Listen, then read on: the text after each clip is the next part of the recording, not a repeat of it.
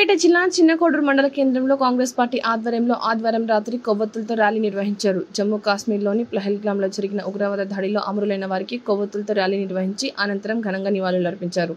ఈ సందర్భంగా కాంగ్రెస్ పార్టీ నాయకులు మాట్లాడారు.